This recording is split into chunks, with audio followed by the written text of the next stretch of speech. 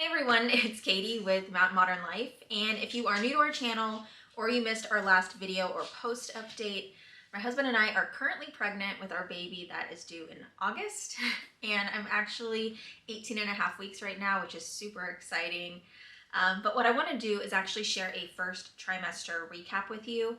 So I really enjoyed watching other people share their weekly pregnancy updates, and I thought it would be fun to do something similar. So in this video, I plan to give just a little bit of a backstory from before we were pregnant and then share weekly updates through week 13 and just kind of letting you know how I was feeling through those weeks. So, all right, as far as a backstory goes, if you're not familiar with our story, we have experienced recurrent miscarriage, unfortunately. I've actually had 3 miscarriages in the last 3 years, which has been really traumatic, to be honest. I'm in a good place now, but it was really hard on me mentally, physically, emotionally, spiritually. I mean, just everything. So, and if you've experienced pregnancy loss or know someone, my heart goes out to you because it sucks. It's really hard, and it doesn't matter how far along you are. It's hard regardless. So I really, I wish it upon nobody. And I will not get into the miscarriages too deep here in this video because I do have a blog post where I share more detail about each miscarriage that I had over on the website. I will link to those blog posts in the description box if you want to check them out.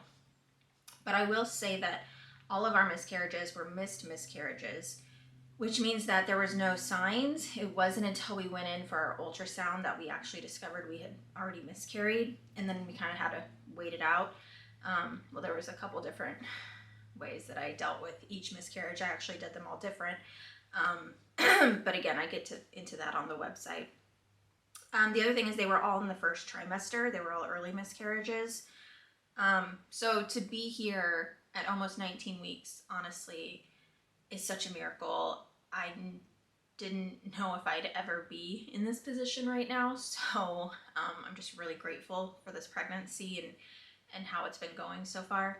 So with our pregnancies, they were all unexplained pregnancy loss. The doctors did say it could have something to do with my age because I am of geriatric age, so that could be part of it. I did have some testing done after the 3rd miscarriage. Unfortunately, that's just typical protocol for most doctors. They wait until you've had 3 before they do any kind of testing, which, honestly was kind of hard for me. After my 2nd one, I did ask if I could have some testing done, even just some basic blood work, and the doctor told me no, that they had to wait until I had 3, and I thought that really sucked. I have changed doctor's offices since then, and I'm really happy with the practice that I'm at right now. But I will say, to advocate for yourself, and if it's something that, like, if you feel like you want to get some testing done, just find the right doctor that, will do what'll make you feel comfortable. I wish I would have done that for myself. I don't know that it would have changed anything, but I think just giving me more peace of mind and made me feel a little bit better with trying to get pregnant or with being pregnant. There was more anxiety when, there wasn't any testing done. So yeah, I'll say that. I didn't do anything different this pregnancy. Just to let you know, I have been taking methylfolate in my prenatal since the very first pregnancy, and I did that just because I had heard that if you had the MTHFR gene mutation that you would need that, and I didn't know at the time, so I just started taking it. It turns out I actually do have that gene mutation, so it's a good thing that I was taking that quality prenatal, and I've been taking it for every pregnancy, including right now. The other thing is I did start taking baby aspirin during the last pregnancy just because I had heard it could help, and I had asked the doctor about it at the time, and she said that there was no harm in taking it, that I could take it anyway. Now that I know I have that gene mutation, my doctor recommended that I take it, so that is something that I'm definitely taking now. So that, along with the prenatal that has the folate, but that, again, that's nothing different. I was already doing that. And then progesterone supplements I started taking the last pregnancy as well. And I did that because I had friends and other people that just kind of recommended that I try that since I had had recurrent miscarriages. I can say that when I did my progesterone test early on in the pregnancy, they were all in the high 20s, so it was never, the doctors never saw it as an issue. But during my third pregnancy, I asked to be put on it anyway, just as an extra precaution, mainly because I felt like if anything happens, I don't want to have any regrets or think, oh, I wish I would have been on that, or what if I would have done that. Even though it may not have made a difference, I knew mentally it would have made me feel better. So she okayed it. So I took progesterone the last pregnancy. I also kept taking it this pregnancy. So again, nothing different. I just was taking certain supplements before, and I continued to take them this time after that testing and finding out that I did have that gene mutation after all. So now there is one other thing that I did do differently before this pregnancy, and that is I actually met with a nutritionist and I did some testing for my gut health, just to try to remove as much inflammation as possible. I actually was diagnosed with CRPS in 2012, and it did go into remission, but about 5 years ago I started getting flare-ups, specifically in my right hand, and also I kind of noticed more like autoimmune issues kind of going on. So at that point, it was in 2020, I actually did the autoimmune protocol, which is where you eliminate certain foods that could be creating inflammation in your body. And you kind of just, I was just keeping more of a food journal and jotting down whenever I would have a flare-up or, you know, different ways I was feeling, and I eliminated foods that way. And just doing that, I actually made huge improvements in my health. I also did get blood work done. I made sure I had enough B12 because I'm vegan. Well, I was vegan. I eat cheese now that I'm pregnant.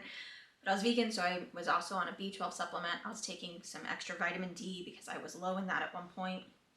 Those things helped a lot. But I did get testing done. I didn't have any thyroid issues or anything like that. So that was all the blood work I did in 2020. But I never took an actual test to tell me what food sensitivities or allergies I may have. I just kind of did the guesswork, and I felt like I had made some really big improvements, so I was really happy with it. But I can say that from those 3 pregnancies, I did have extra anxiety because there were times where I would eat something and I would get a flare-up. And sometimes I would eat things that that hadn't affected me, and all of a sudden I would have a flare-up, and I didn't know if it was food or stress or just some other kind of reason. I wasn't sure. And it would create anxiety because I was thinking, oh no, if I'm having a flare-up and it's showing up outside my body, what is going on inside my body?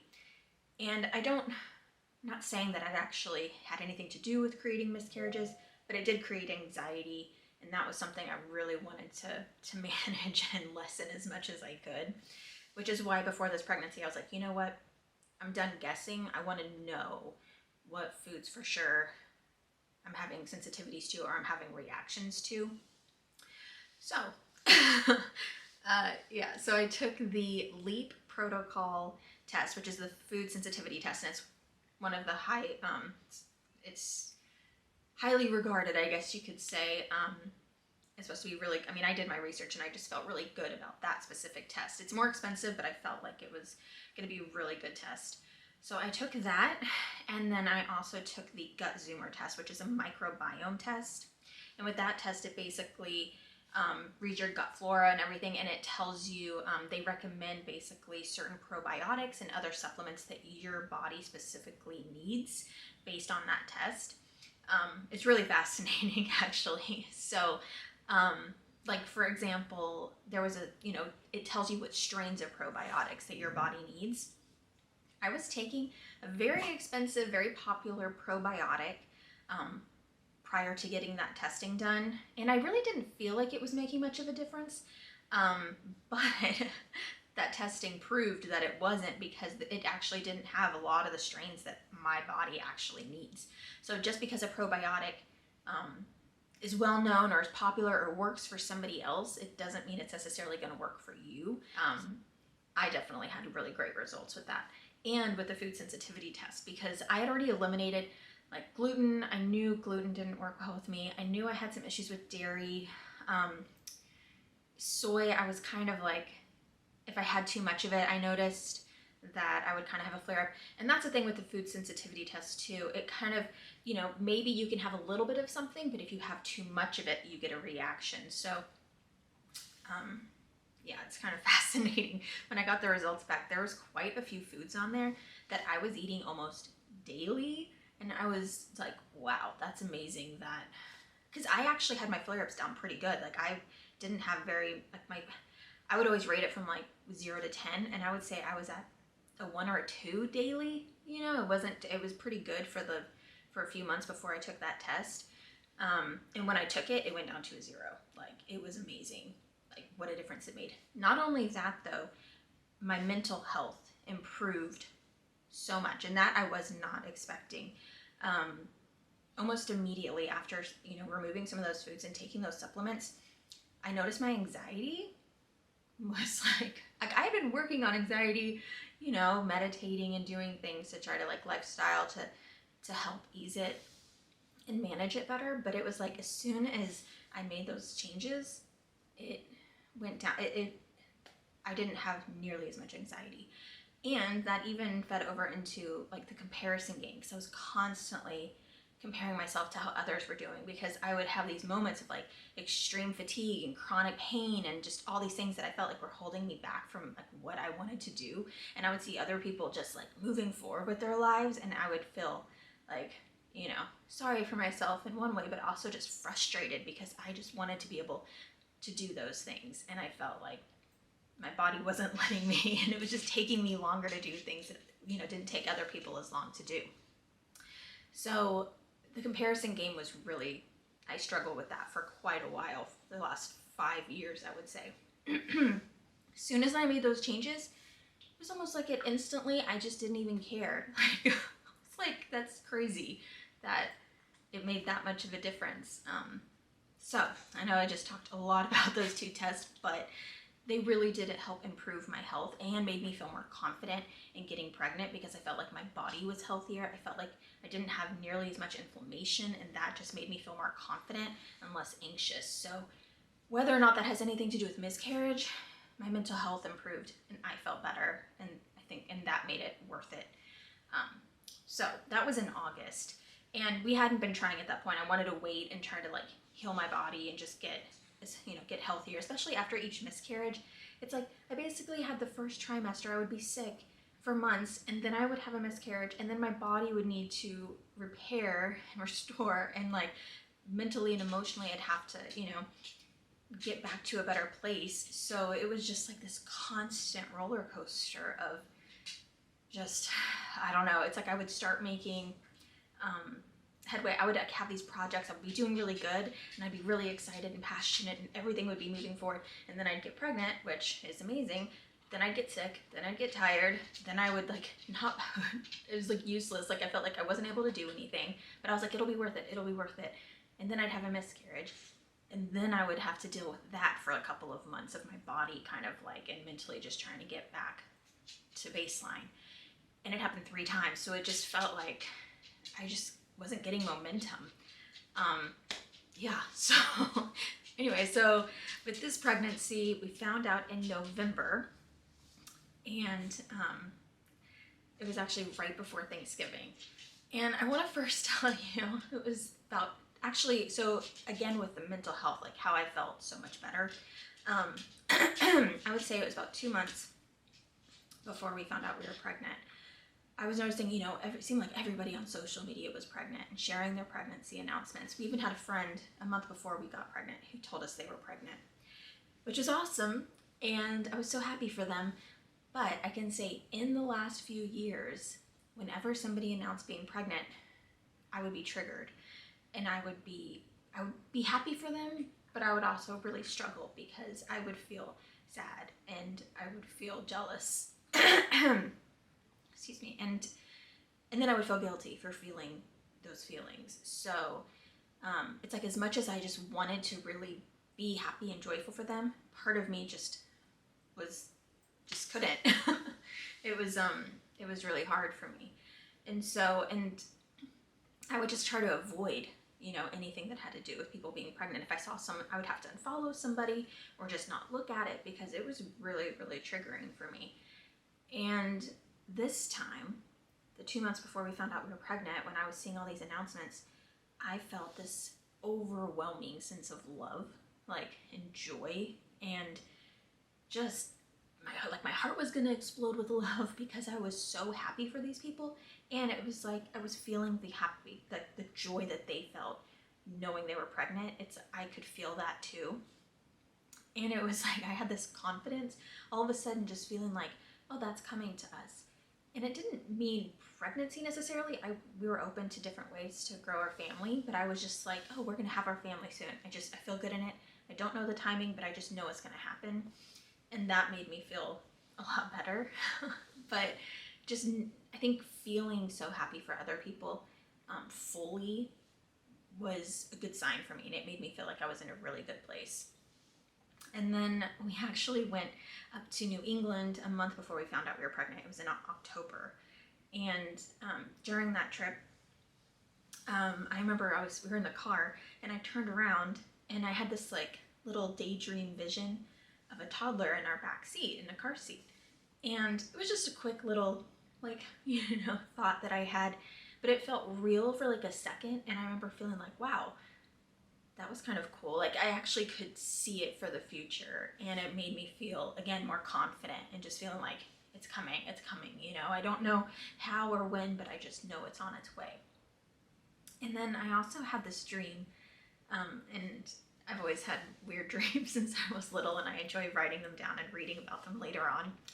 But I had this dream about walking into this toy store, and there was this rainbow gecko on a shelf, and it came to life and it started like scurrying around the store. And it was just really magical.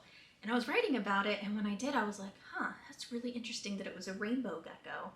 I wonder if that has any connection to rainbow babies.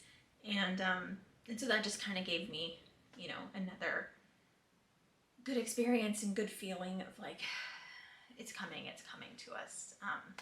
And just kind of leaning into that instead of focusing on the fear or what, I guess I was just trying to, I was positive, and I felt really good about the future. And then, so let's now get into when we actually found out we were pregnant. So a few days before we found out, some of the symptoms that I noticed is I had like a tightness, like a pulling, like whenever I would like turn quickly or in bed. And I will also say that the month before we found out, I had all these symptoms, and I know PMS and pregnancy symptoms are the same, so it's really hard, to know the difference. But I really had too many symptoms, and I had like all these symptoms, and I'm like, oh, maybe I'm pregnant, and I wasn't. And then the month we found out, I hardly had any symptoms, and we were, so there you go. But the symptoms I did have, so it was the pulling feeling that I had, like a muscle pull or strain. And then I also had night sweats, which I'd never had unless we were pregnant. Those are the only cycles I actually had night sweats. So that to me was like, this is really interesting. But my body had been through so much that I was like not sure if my body was just out of whack.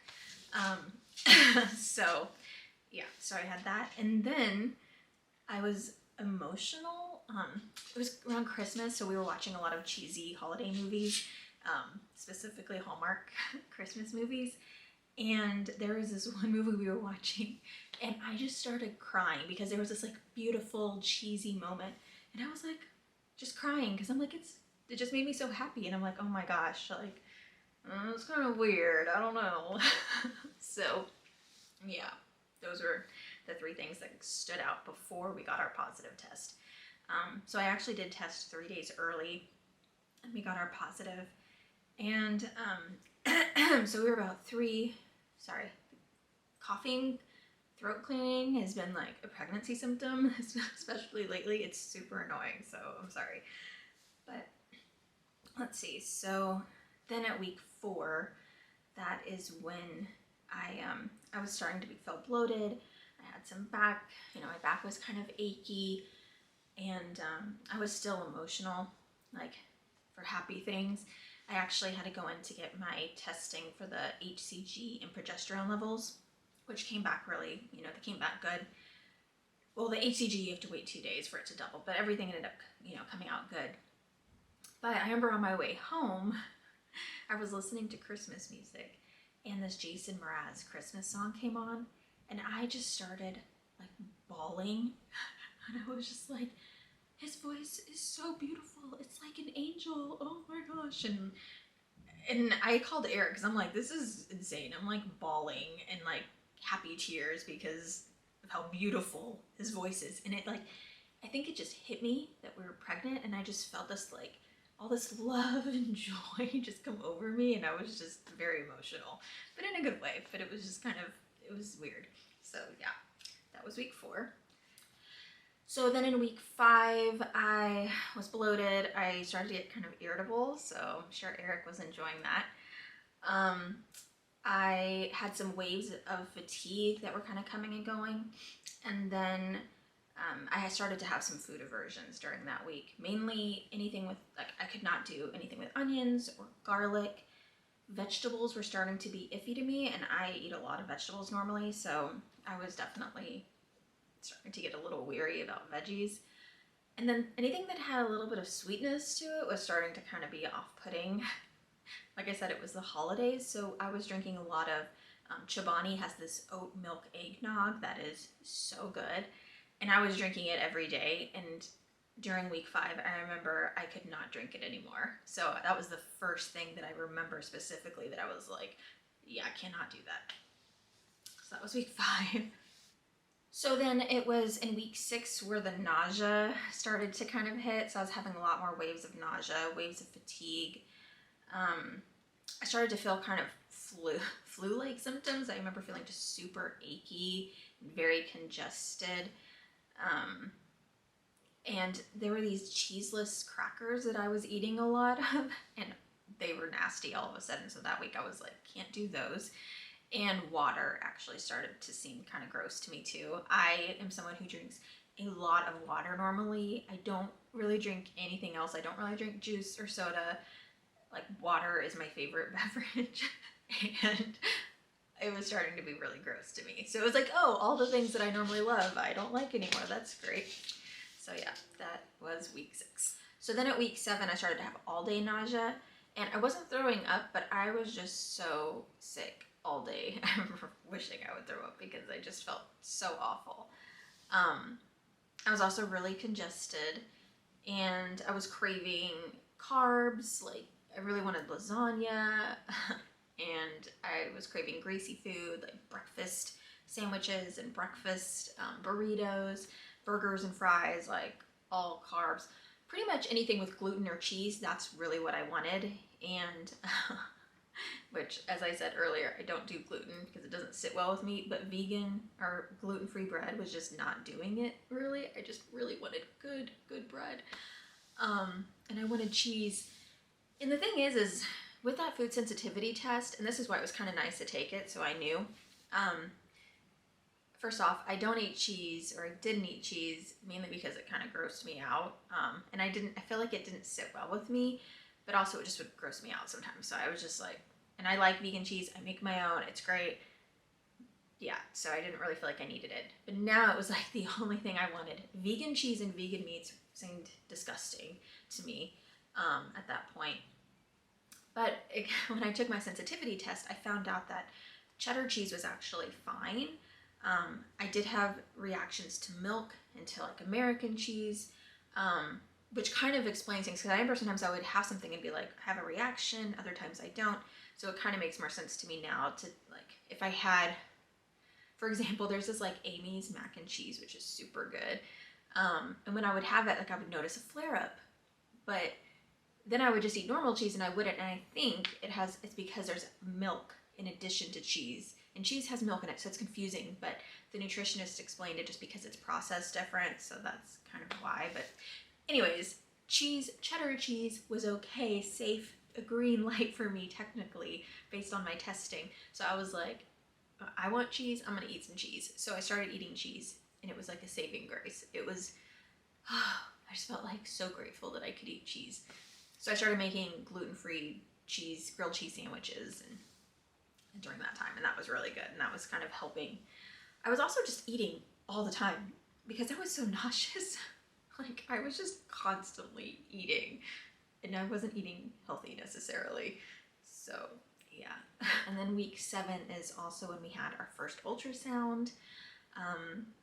So we went in, and what's crazy is we had never had a positive ultrasound experience. So naturally, I was a little nervous. I did feel pretty confident and pretty good for the most part.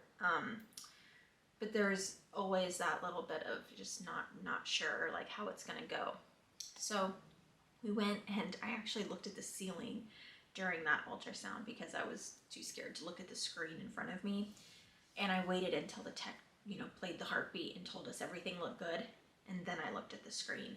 So, and I started crying because I was just so happy we heard the heartbeat. We had never heard the heartbeat before. So it was such a beautiful moment. And I couldn't wait to tell, our immediate family who knew we were pregnant. So that was a great experience. However, I will also say that while it was amazing, it was kind of fleeting, because as sad as it sounds, like I remember thinking, well, great, we heard the heartbeat now, but what about at 8 weeks or 9 weeks or 10 weeks like in the past? I wasn't sure what's going to happen tomorrow. So it's not like we were out of the woods, so I couldn't completely enjoy the moment, I feel like. But overall, it was still amazing. So then week 8, I was still having all day nausea, fatigue up in there too. And basically all of the foods that had sounded really good the week before all of a sudden seemed disgusting to me. For example, I had really been enjoying trail mix, like just all different nuts and like dried fruit. I'd actually made my own, like I'd gone to Whole Foods, bought all these different nuts and like dried cranberries and dried blueberries, because there are certain nuts that I can't have, like peanuts and pecans. So I wanted to make my own version. Came home, made it all, ate it for like a day. The next day I was just like, I can't look at that. And it was actually like for Christmas, my sister, we went over there for Christmas Eve, and she had this huge spread, and she had included like trail mix and olives and these other foods that I had really been enjoying up until that point, that now were really gross to me, so I couldn't really eat them. So I felt bad, but it was just crazy how quickly it changed. So then week 9, again, still all day nausea and fatigue. I pretty much felt useless. I mean, I remember from week 6 to about 10, I was just like, I couldn't really do anything. I feel like I couldn't be on my computer because it made it worse. I couldn't be on my phone. I couldn't read books. Like I couldn't watch TV. I would just kind of sit there like a zombie and just be like, ugh, because even sleeping, I couldn't sleep because I felt so sick. I would try going for walks, and that would help, just the fresh air, but overall it was just, yeah. Anyone who has to actually go into like a job, I feel like you're a superhero. I don't know how people do it, like especially when you're that sick, and especially for throwing up. I wasn't throwing up, but I still just couldn't do anything. So this was also the time that I started just saying, I feel so sick, I feel so sick. I feel like that's all I did all day, was just say, I feel so sick, I feel so sick, and it felt negative. So I decided to start saying, I feel so pregnant, I feel so pregnant, and it did help a little bit. And it's kind of funny because when I felt that sick, I would forget I was pregnant because I just felt so sick all the time. So then week 10 is when the nausea started to kind of ease up just a little bit, at least in the morning. We also had our 10-week ultrasound, or not ultrasound, but our Doppler appointment. So we were able to hear the heartbeat. That was really cool because obviously I was still kind of nervous. Overall, I'd say I was pretty calm, but I definitely had moments up until that point still where I was nervous or had anxiety. And I feel like I was kind of combating it pretty easily. I was praying a lot, but I was also just, for the most part, I was at ease because I just kept thinking, like, I believe babies come into this world when they're meant to. And I just kept, I feel like it's out of my hands, and just thinking, I hope that this baby is ready to come into this world and that this is their time. And that's all I can hope for. But when we heard that heartbeat, it definitely helped in it. And I felt more connected at that moment. And it was just, yeah, it was pretty amazing to hear that, because we then had 2 positive appointments behind us, and that was really nice. And then that's also when I went ahead and did a blog post. And originally we had planned to only tell our immediate family and then wait to tell our extended family until the 2nd trimester. during our previous pregnancies, we had already always just told everyone pretty much right away, because we were like, well, we want them to be excited for us, but if we need their support, it would be nice for them to just know. But this is the first time where I kind of wanted to keep it more private. I think part of it, to be honest, is that I was worried other people would feel anxious for us, given our history, and I didn't want to bring any of that energy or those thoughts into my world. And I know that may sound weird, but I was like, I already have enough anxiety as it is. I don't need to worry about other people having anxiety about this pregnancy. I don't even know if they do or don't, but that was just kind of my thought process. I was like, I just want to keep it positive, and I believe in this pregnancy, and I just want to like focus on that. So we just told our immediate family. Well, then after that 10-week appointment, we heard the heartbeat. I really wanted to write a post about what I've been going through. So I was like, you know what, I'm gonna go ahead and just write a blog post. And at the time I was writing about my word of the year. I always choose a word of the year, and I chose the word embrace because I wanted to embrace this pregnancy. I was struggling a little bit at that point. I was still having moments of feeling kind of detached, even though I was really trying to connect and feel attached and send the baby love. Some other part of me was just struggling with that. So I thought, okay, if I make my word embrace, I can remind myself to embrace this pregnancy and embrace this baby. And so I wrote a blog post, and I told Eric, you should probably go ahead and tell your extended family so they don't find out on the internet. And then in week 11, the nausea continued to ease up a little bit more, starting to slightly feel a bit more human, just ever so slightly. Not much else was going on. I just remember my nausea was getting a little bit better, especially in the morning at least. And then week 12, so again, the nausea and the fatigue were easing up a bit more. And I was congested still. I had been pretty much congested the whole time, but I started coughing. I don't know if it was pregnancy related or allergies or what, but I was just coughing so much, and it was really annoying. And then aside from that though, well, I was also getting migraines. I started getting migraines really bad, and heartburn, like insane heartburn. And honestly, I would rather have heartburn than nausea any day, so that was fine. But because the nausea just I just didn't have it nearly as much. It was just kind of randomly throughout the day sometimes, and it wouldn't last nearly as long. I started to get a little nervous. And I know that it's normal for symptoms to kind of dissipate, at that point, but I was still I noticed the anxiety really starting to creep up. In fact, it was probably the worst it had been since we'd been pregnant. And I don't know if that's because, we'd already had a good appointment, we heard the heartbeat again, and then I started to get nervous, like, this is starting to feel real. Is it going to be taken from me? Like that kind of a feeling. So I actually called the doctor to see if we could come in and just hear the heartbeat. And they said that was totally fine. But they're actually a little far away, at least especially with traffic. And I had really bad car sickness. That is when my nausea was like we hadn't really gone anywhere because I could not get in the car for longer than like 20 minutes without feeling really sick.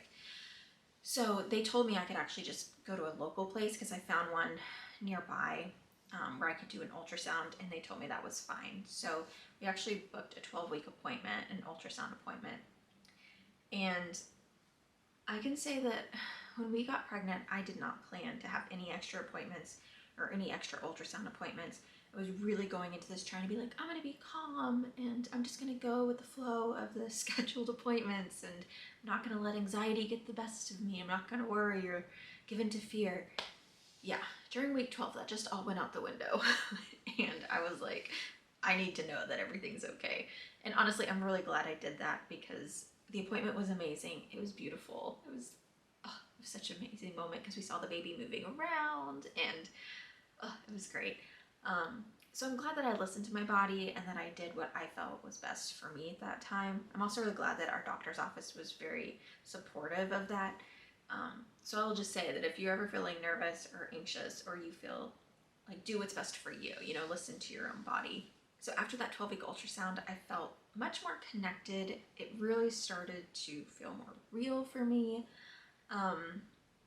Although it's kind of weird because when you're seeing the baby on the screen, it's weird to realize it's like that's going on in your body, but sometimes it feels so external. I don't know if anyone else agrees with that, but it's kind of weird. But it was cool to be like, I can't believe that's even going on in my body. That's amazing. Like, the body is such an amazing thing. So then in week 13, it was kind of a continuation of 12 minus the anxiety. I was feeling pretty good. I was having, way less nausea and fatigue, feeling a lot more human, actually getting more work done. And I was starting to eat healthy too. Probably around week 12, I started eating a little bit healthier. I started actually wanting vegetables again, which was nice. Water was getting slightly easier to drink. I still, even to this day right now, I have to drink it ice cold. It's the only way I can drink it, but it actually was starting to taste good. I was having migraines and heartburn. Pregnancy brain, I'm pretty sure I had it this whole time. I don't know if it's just because other symptoms dissipated that it was more obvious to me, but so I had started eating healthier. I was starting to have my protein smoothies, and I think it was like around week 12 where I started having my protein smoothies. Well, in week 13, I went to go make one, and I realized that I had been making gluten-free flour smoothies, because my gluten-free flour and my protein powder are in the same type of container. They're labeled, but one was behind the other, and I apparently at some point must have moved it, and I just kept taking out, they look similar. I don't know. But basically, I've been making flour smoothies for about 2 weeks, thinking I was having protein smoothies. And they didn't taste much different, and my taste buds are off, so I was just like, it's a little chalky, it's fine. Yeah, but I'm just gonna blame that on pregnancy brain. I'm glad I finally figured it out, because I'm like, I actually need to get more protein. I don't need more flour. So yeah, that was kind of funny. So that pretty much wraps up the first trimester. As sick as I was, I don't really remember it as much. Like, I don't know. I guess that's a good thing. I guess that's why people continue to get pregnant, because I remember when I was in it, I was like, how do people do this? This is crazy. And now it's like, oh, I do that again. That wasn't so bad. So yeah. All right. Well, that about sums up the first trimester. I look forward to sharing more updates with you. Thanks so much for watching. Be sure to subscribe. If you have any questions, let me know in the comments below, and I'll see you again soon.